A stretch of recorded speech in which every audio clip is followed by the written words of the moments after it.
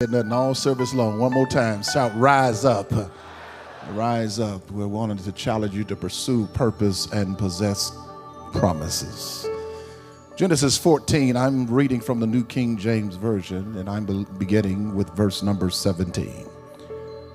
It says, "And the king of Sodom went out to meet him at the valley of Shaveh," that is the king's valley, "after his return from the defeat of Kedorlaomer and the kings who were with him. Then Melchizedek, king of Salem, brought out bread and wine. And he was the priest of God Most High. And he blessed him and said, Blessed be Abram of God Most High, possessor of heaven and earth. And blessed be God Most High, who has delivered your enemies into your hand.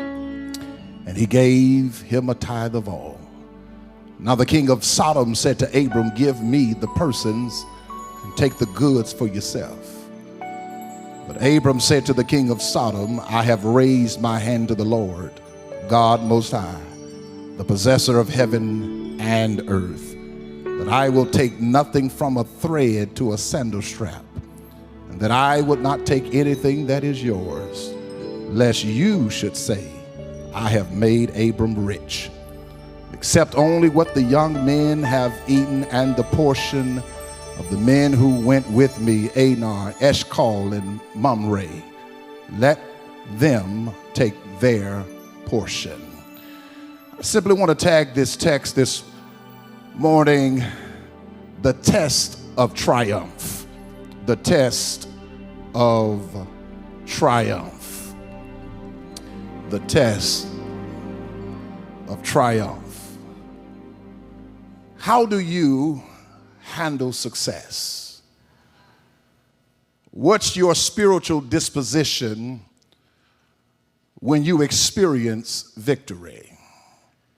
Does winning draw you closer to God, or does it drive a wedge between you and God?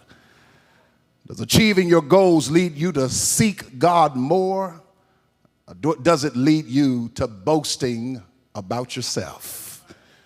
When you're promoted or prosper, does it stir the spirit of gratitude within you?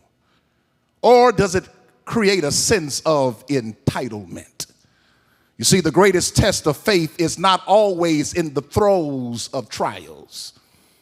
But sometimes the greatest test of faith is having to steward your triumphs. Trials humble us. They drive us to our knees, crying out to God for deliverance.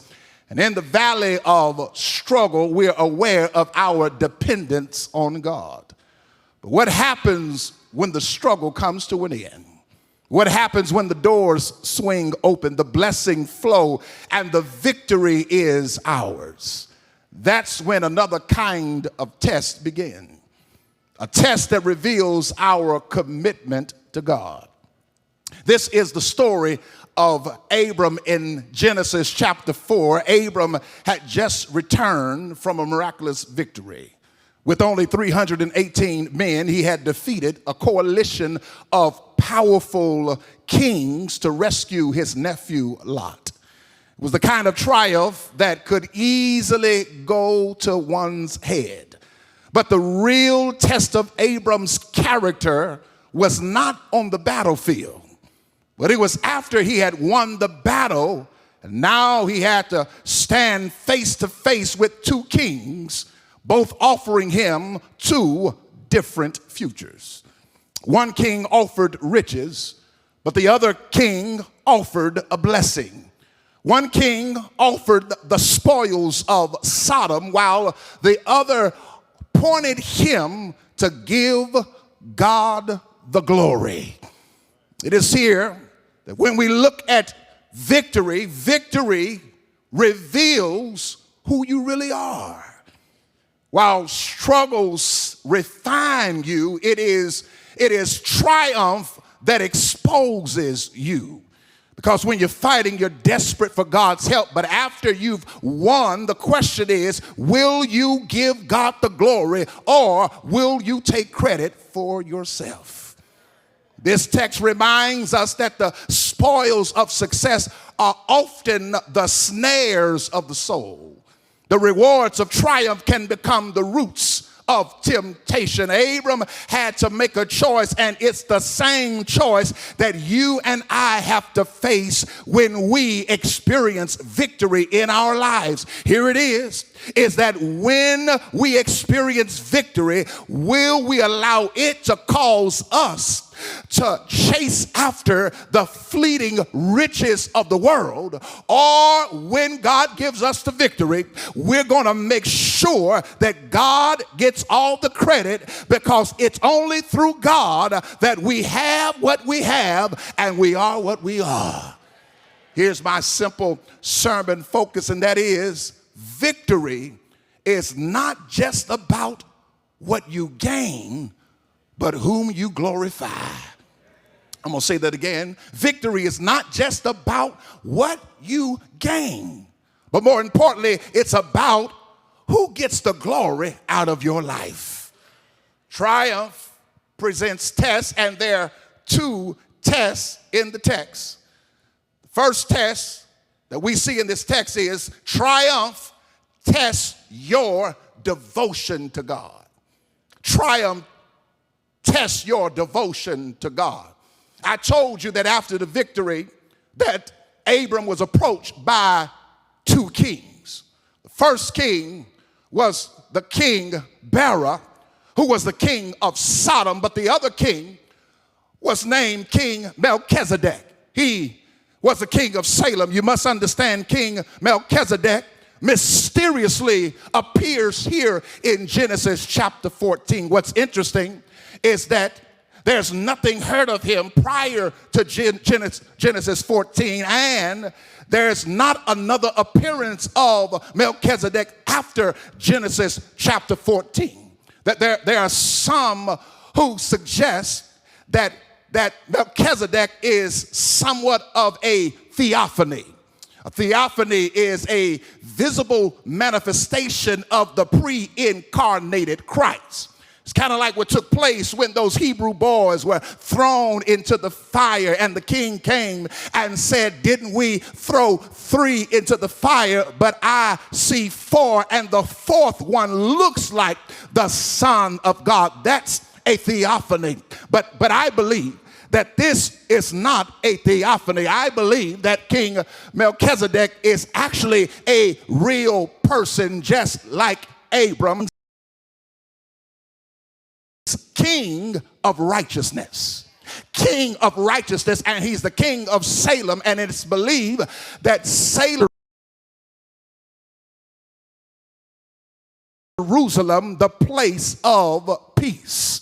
I understand that King Melchizedek had 2 roles, a dual role. His role 1 was that he served as king.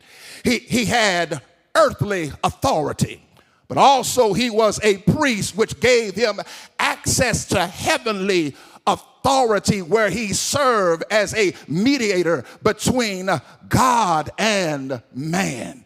But when you notice the timing in which Melchizedek showed up, notice he did not show up in Abram's life when he was facing a famine.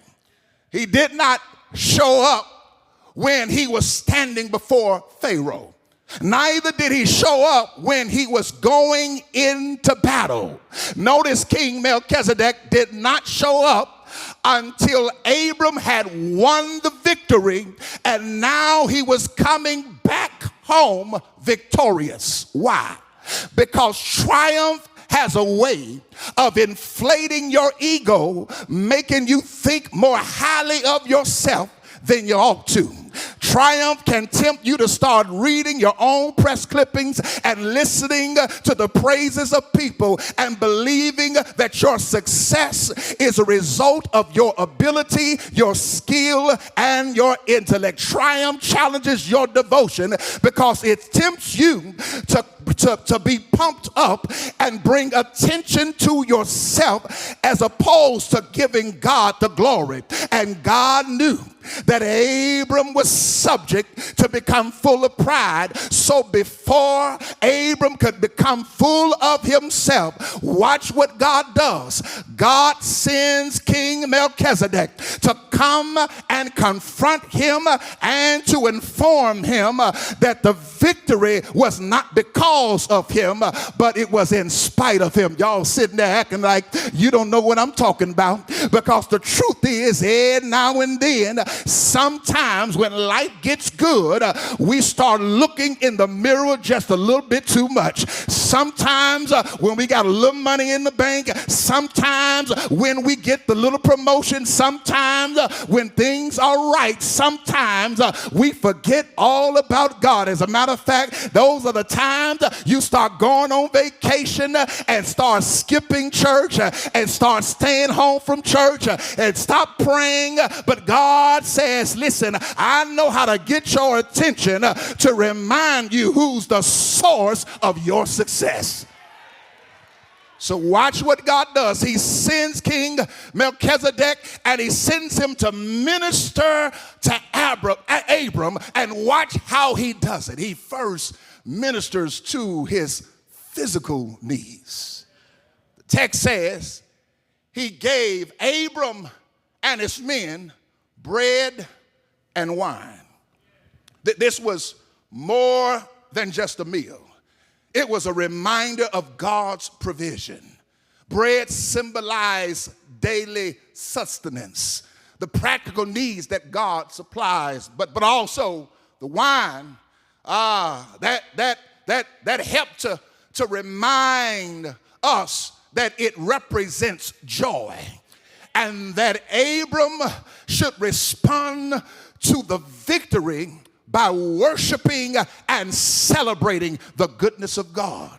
Now remember that Abram and his men had to fight 4 kings, and they were fighting thousands of soldiers with only 318 men. Remember, they had to travel over 120 miles chasing after them in order to conquer them. And now they return back some 120 miles. And after the battle and after enduring all of that, now they are fatigued. Now they are exhausted. Now they are drained. And watch what Melchizedek does. He gives them food. He gives them drink. He gives them refreshment, because sometimes when you are physically tired, what you need the most is your physical and emotional and your mental health to be refreshed. I got to pause here,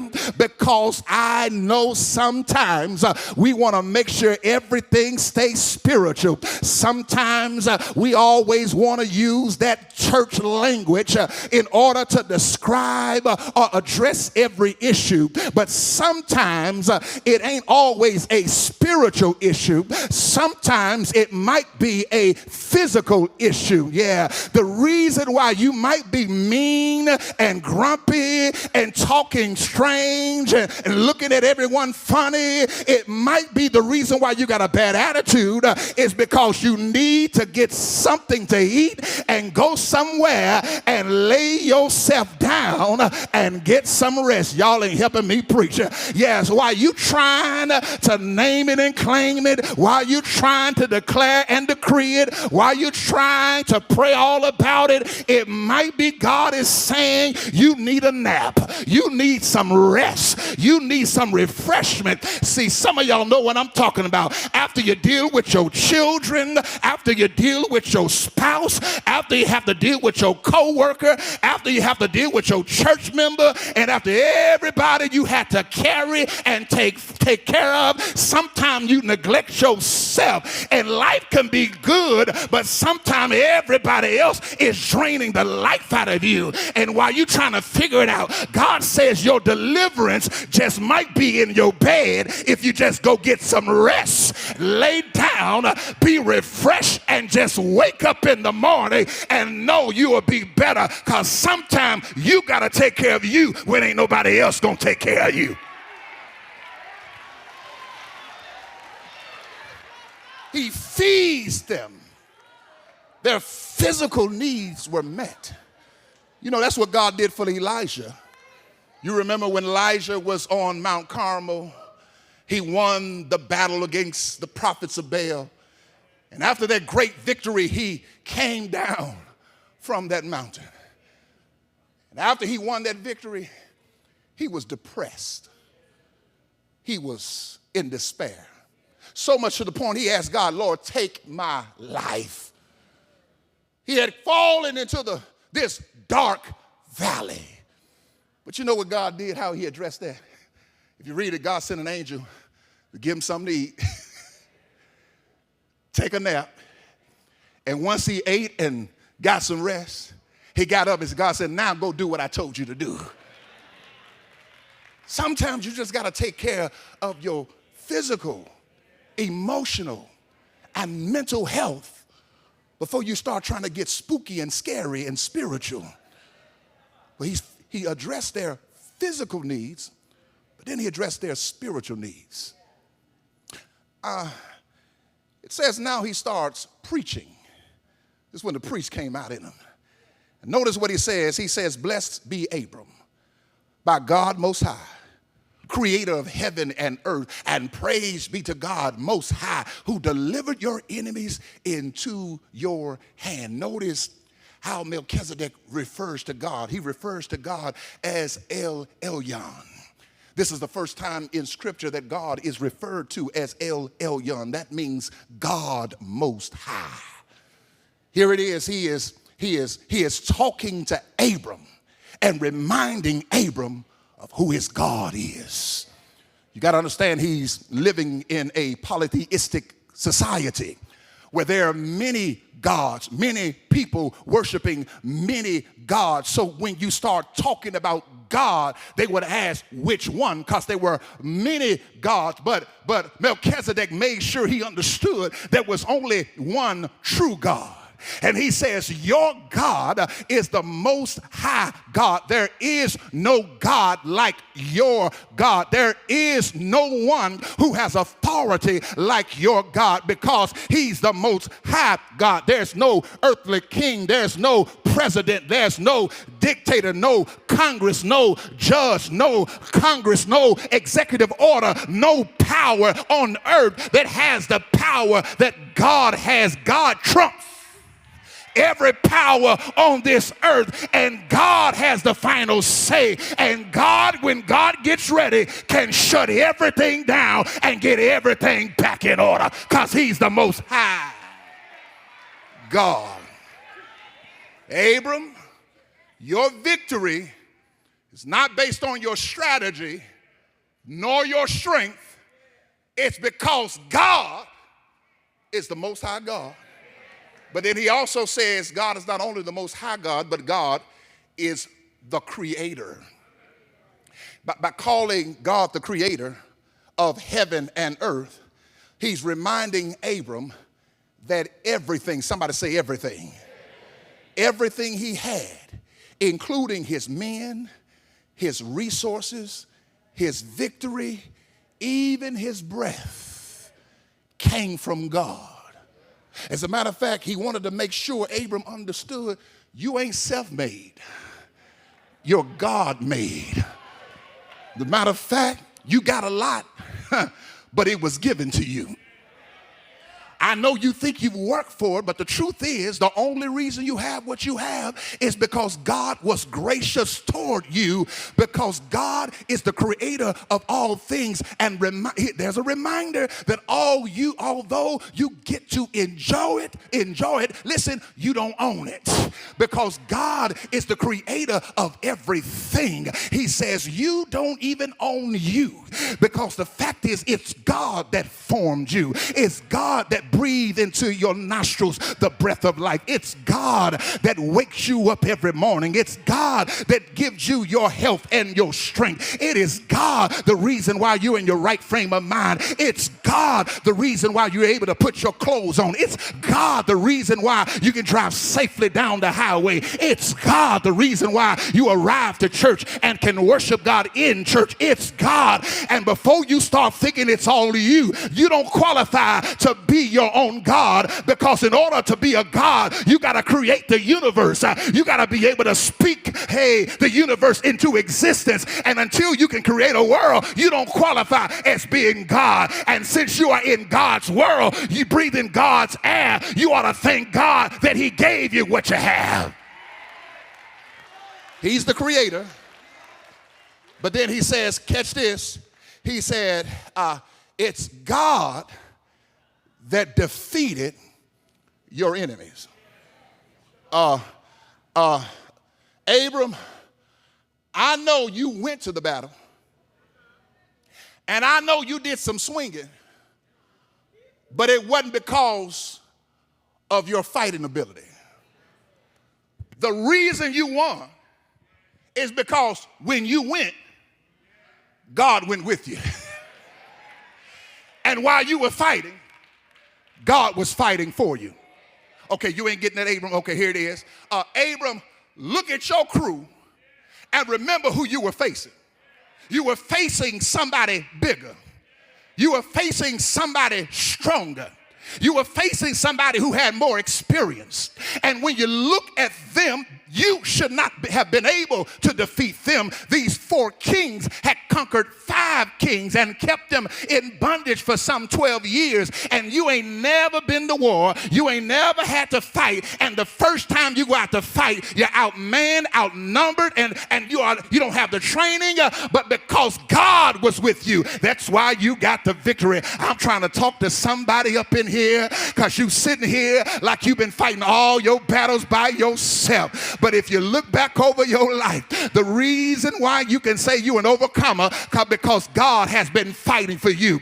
The reason why you got the job is not because you had the skill or an impressive resume. It's because God went into that interview and God intervened for you. Y'all ain't helping me preach. The reason why that loan got approved is not because of your credit score. It's because God showed up in the room and God dealt with that loan officer. Y'all ain't helping me preach. The reason why your child got into their school is not because they're so smart. It's because God showed up in the room and gave you favor with the school. I'm saying God fights your battle for you. There's sometimes you felt like quitting. You didn't even feel like fighting. But when you can't fight, God will fight for you. Is there anybody here can testify? God has fought my battles for me, and I have victory because God showed up for me. I dare you to tell somebody, God showed up for me. He will fight your battles. So how do you respond when God shows up for you? How do you respond when God does for you what you can't do for yourself? How do you respond when God blows your mind with blessings pressed down, shaken together, and running over? How do you respond when God gives you favor that's totally uncommon? How do you respond when God blesses you in ways other people around you can't even understand? How do you respond? Because when you experience victory, you ought to have the right response. The way Abram responded, the text says, watch this, church, he gave God a tithe of all. Don't stop shouting now. Watch this. The word tithe, this is the first time it shows up in Scripture. Nobody had ever done it before. But Abram says, I don't need nobody pumping me, priming me, pushing me to make me give to God what I know I owe God. The truth is, everything I got, it came from God. But what I want to do is show some sign of my devotion to God. And this is my expression of worship, to give God the first that I have to give back to him, to show him how dedicated I am to him, and that nothing can come between God and me. Because you know what happens sometimes? We fall in love with the blessing more than the blesser. Abram said, I ain't letting that happen, Because I know when the blessee love the blessing more than the blessor can take the blessing from the blessee. Don't make me say that again. I'm simply trying to tell you, you better make sure you put God over what you have. He responds with worship to God and to give back to God as a sign of his devotion in spite of the victory he had won. God, you get the glory. God, you get all the credit. But there's another test. That is, triumph, church, not only tests your devotion to God, triumph tests your integrity. Devotion has to do with your heart toward God. But integrity has to do with your actions before God. It is knowing the standard of God and aligning your life with the standard. It is doing what's right, even when it's inconvenient, costly, or when no one else is watching you. If you look at the text, not only was he approached by King Melchizedek, he's approached by the king of Sodom, who makes a proposition. Here's what he says to him. Here it is. Here's the offer. He says, give me the people, but you keep all of the goods. Think about that. He says, just give me the people, and you can keep all of the wealth from the kingdom. That seems like a reasonable and justifiable offer, because it was Abram that went and fought the battle that he didn't win. And the old saying is, to the victor goes the spoil. But what looked like a good opportunity was actually a trap. Because church, everything that glitters is not gold. I failed to tell you what King Bara's name meant. King Bara, his name means the son of evil. Here it is, the son of evil, who was the ruler over Sodom, which was a place of wickedness, destined for destruction, trying to lure Abram into a life of sin. That sounds familiar, doesn't it? Because we face the evil one, Satan himself, who's been condemned and damned to hell. And he's trying to lure us away from God, to cause us to stumble into a life of sin. You see, this offer wasn't just about wealth. It's an attempt to cause Abram to come into an alignment and be associated with Sodom. You see, accepting riches would have tied Abram to Sodom's reputation and have given King Bara the ability to say, I'm the one that made him rich. It was a great temptation. Y'all, this wasn't no small change. This was an entire kingdom, the wealth of the people given over to him. And yet, Abram had the tenacity, the wherewithal to resist the ability to profit off of his victory. In other words, he did not compromise. Church, how was he able to do it? Listen to what he says. Here's his testimony, verse 22. He said, I've raised my hand to the Lord God, Most High, the possessor of heaven and earth, and that I will not take nothing from a thread to a sandal strap, and I will not take anything that is yours, lest you should say, I have made Abram rich. His response gives us really two attributes to help us to know how he was able to walk with integrity.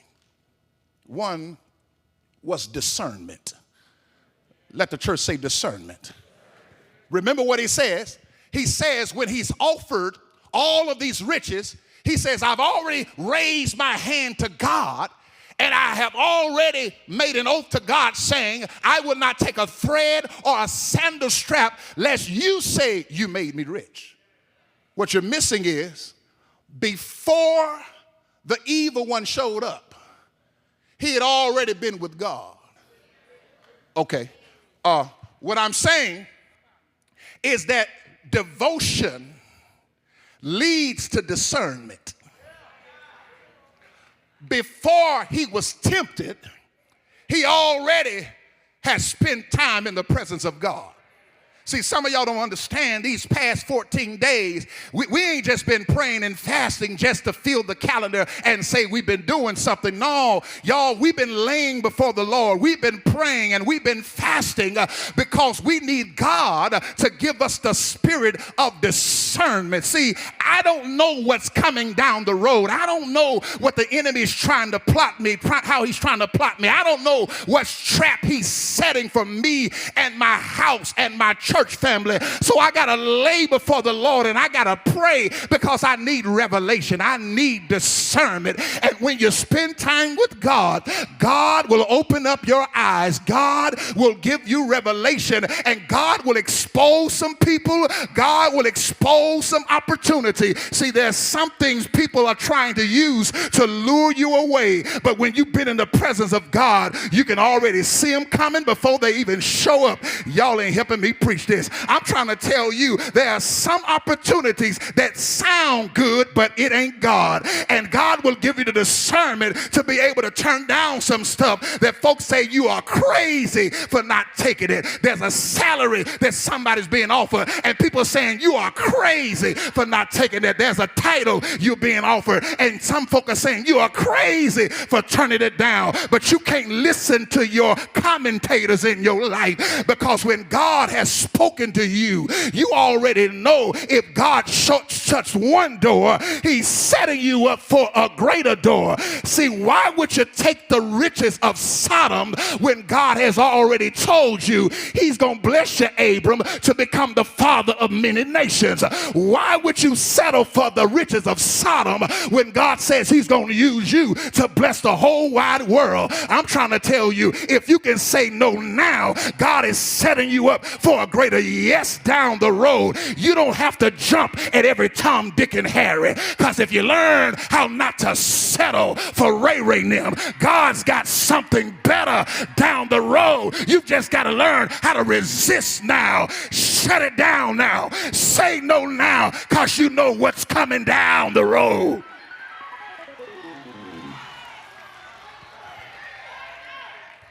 God gives discernment to let you know what he has for you and what's not for you.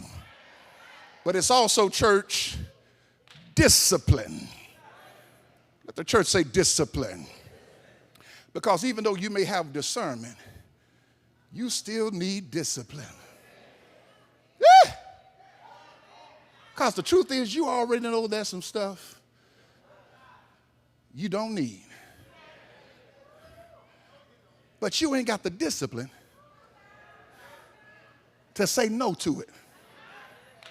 Lean in. There's some people you don't need.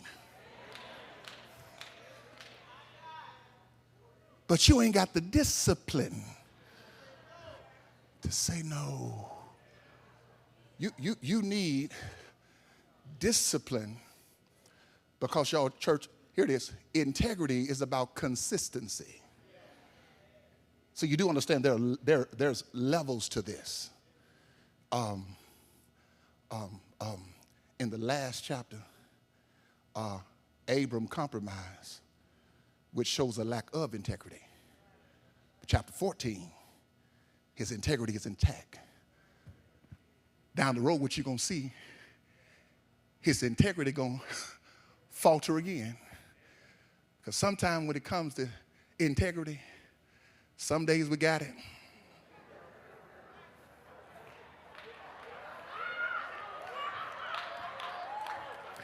Some days we don't. Sometimes our integrity is situational. Certain situation, oh God, I got it. But you get placed in the wrong environment. And what discipline does, discipline helps you to maintain consistency. That no matter what the environment, no matter what the situation, no matter what the pressure, you don't change. You know, like this past week, you were challenged to guard your conversation. Last week is, I'm watching my words. That's what you said at church. But what happened when you left church and you got snowed in?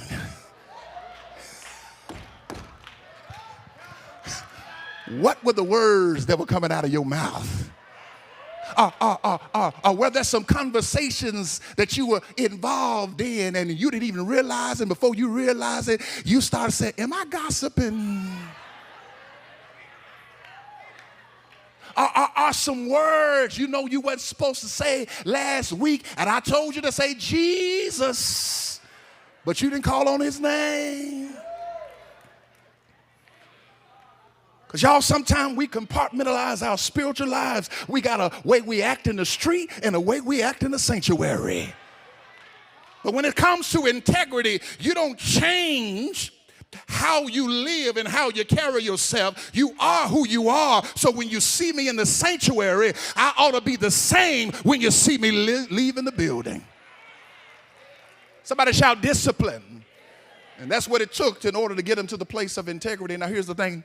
I'm done, but watch this.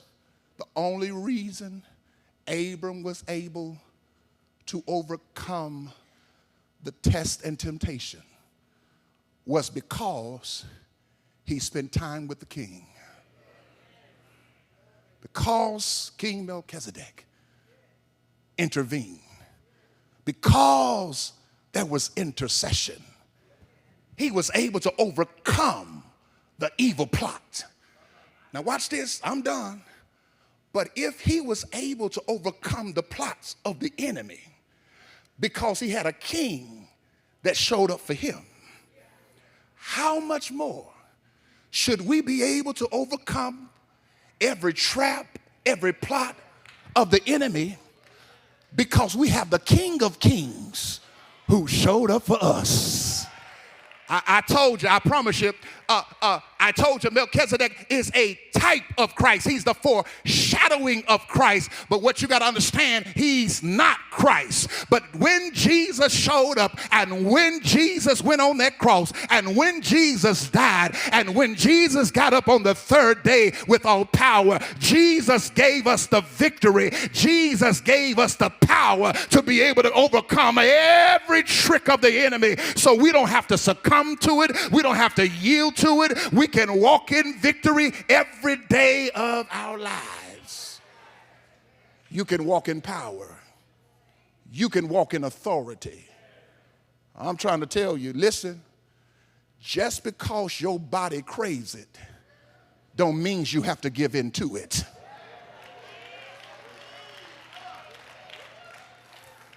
That's what this fast has been all about.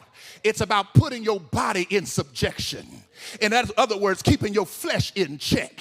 What I'm trying to tell somebody is your flesh should not be in charge of you. You ought to be in charge of your flesh. And you've got to learn how to lean on Jesus, walk in the Spirit so that you won't fulfill the lust of your flesh. But because of the power of Jesus Christ, you and I can steward victory well, so that when the Lord lifts me, he won't lose me.